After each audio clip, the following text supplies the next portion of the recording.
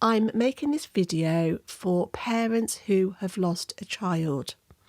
Whether you lost your child through miscarriage or stillbirth, or whether your child was very young or even an adult child, child loss is very different to any other losses.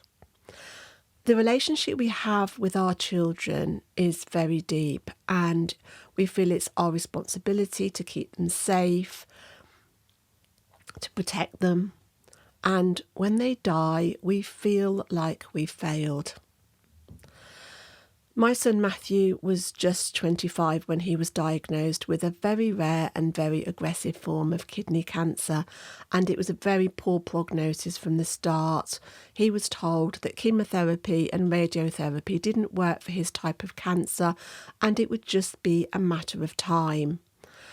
So I work in the health and wellness sector, and I knew that there were lots of alternative and complementary treatments out there, anti-cancer protocols, anti-cancer diets, and we went down that rabbit hole, and I even sourced illegal cannabis oil. Now, whether you call that denial, false positivity or hope, it's like a survival mechanism. When you've been told there's no hope, that's what we did. And unfortunately, we couldn't save Matthew. But my thinking was, they haven't found the cure, but it doesn't mean there isn't a cure. But I do feel the treatments and things that helped Matthew gave him more time. Now, 5 days before he died, he was moved into a hospice, and during that time, I was begging, bargaining, pleading with the angels, with God, or the powers that be, or whatever holds the cards, to not let my son die. And when he took his last breath, it took my breath away. Now, I know a lot of people have lost their children very suddenly. They appeared to be well and they've gone to bed and died in their sleep, and the parents have found them. And I don't know how that feels. I've not experienced that. I know people have lost their children very tragically. Children have died by suicide. And I have a friend who lost her son to murder. He was murdered in the middle of the day. He was an innocent bystander in the wrong place at the wrong time. And I'm grateful that my son was in a hospice. He was surrounded by all the people that loved him. And he died peacefully and he wasn't in any pain. Would it have been better for him to have died differently? There is no easy way to lose a child. Not long after Matthew's death, a friend said to me that they knew somebody whose child had died tragically in a road accident, and how that must be the worst way to lose a child. Believe me, there's no easy way to lose a child. I stayed with my son for hours in the hospice. I didn't want to leave because I knew that would be the final goodbye. And I'd hardly slept for 5 days while he was in there. And when I did eventually go home and went to bed, I slept like a baby. And I woke up the next day full of guilt. How could I have slept so well? My son's just died. Grief is weird. And in those early days and weeks, we feel numb. And that's like a kind of survival mechanism, because the grief is so painful and so overwhelming. Our bodies make us feel numb so we don't feel it. And then a wave or a bloody tsunami will come along and we'll be on our knees. And that pain is like no other pain you've ever felt before. And you don't think you're going to come out the other side, but you do. And then another wave and another tsunami, and you're constantly being battered. And there's a funeral to organise, and that can be a distraction. And I think about Matthew's funeral. It's surreal when I think about it now. But I have fond memories of that day because everybody that knew and loved our son was in the same room. So his football team, his cricket team, his golf friends, his school friends, his university friends, his colleagues, past and present, and all of his family. We were all in the same room together, and we just felt so much love for our son. And we're really grateful for the support that we had in those early days.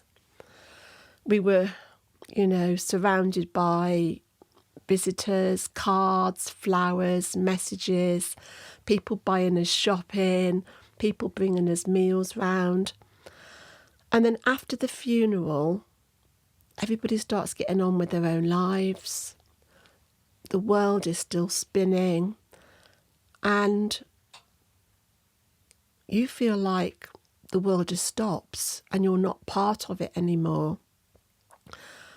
And however you lost your child, we all have our own stories.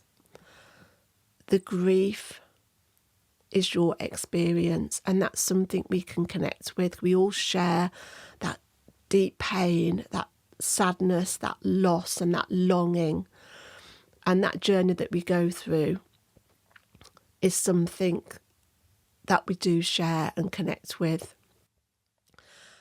And in the early days, I started journaling my thoughts and my feelings, putting it down onto paper.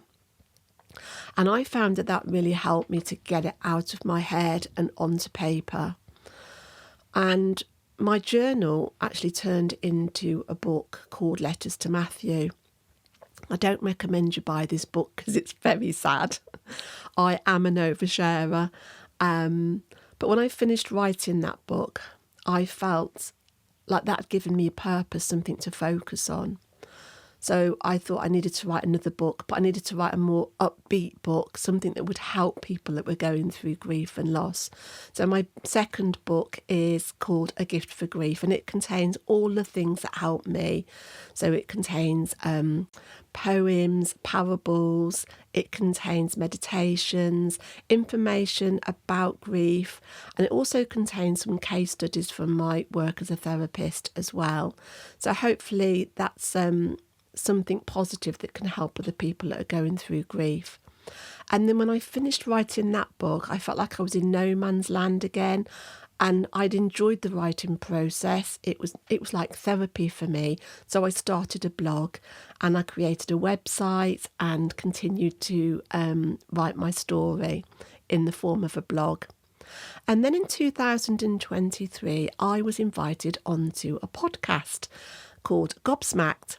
And I was absolutely terrified because the thought of talking into a microphone and sharing my story personally was totally going out of my comfort zone, I can tell you. But within 5 minutes of starting the podcast, and I forgot the microphone was there, and I was just talking about my passion, and I found myself really enjoying the whole process. And then about 3 days after I'd recorded this podcast, I woke up in the middle of the night, about 3 o'clock, and I had this download that I feel came from Matthew, telling me that, Louise, you need to start your own podcast. And I thought, you know what? We've got a music room in the garden. We've got all the equipment. I've got no excuses. So my podcast, A Gift for Grief, was born. And I like to talk to other people who have had a significant loss. I like to find out what helps other people, because in the early days, when I remember, I didn't think I was going to ever come out of that period where I just felt stuck.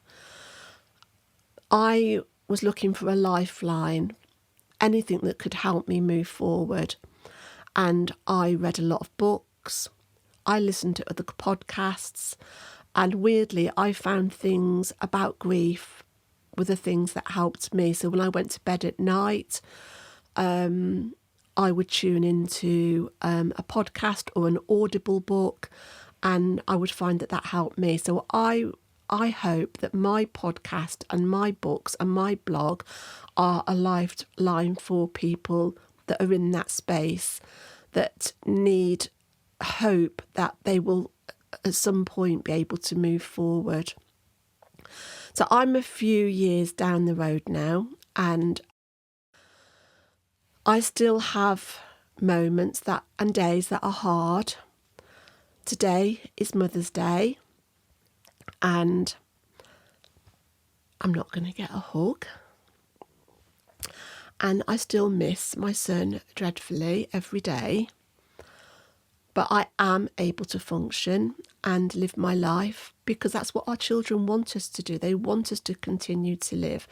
And that's the best way that we can honour them, by living the best life possible. You don't need to write a book or start a charity or do something big and grand. The best thing you can do is live your life in the best way possible to honour your child. And I do believe that when we make peace with our grief, that sends them peace too. I am a spiritual person. Ever since I was a young child, I believe that there's more to life than this. And I do notice the signs that I get, and I'm grateful for the signs that I get. And I know spiritually that my son Matthew is in a good place. He's in a place full of pure, unconditional love. But my human mind, my mum mind, still misses him every day. So I do have this bit of a conflict going, that I miss him, but my spiritual mind is saying, Louise, your Matthew is fine. Not everybody has that belief, but whatever you find comfort in, that works for you. Everybody finds their own way of getting through their loss. So whether you are newly bereaved, whether you have been stuck in grief for years, I do hope you find some comfort from my books, my blog, or my podcast, or from this message today. Mother's Day is a tough day, but it doesn't always have to be a specific anniversary or date. You know, it can just be, you might see somebody that looks like your loved one, or it might be a song on the radio, or it might just be some random moment that you just bloody miss them. And I've got to a point now where I'm okay with my grief. I've learned to make peace with it. I've learned to care for it and to love it. And it's like my shadow. You know, we come as a pair now. And I'm okay with that because it is a connection to my son. And I will take that to my deathbed. Deathbed? But that's how I feel. I've made peace with my grief, and my hope is that one day you will also make peace with your grief. And if anything I've said or any of my work has helped you, then something good has come out of something bloody awful. So I'll leave it there. I send you lots of love, and if you want to connect with me, phone me, email me, send me a message, and thank you for listening.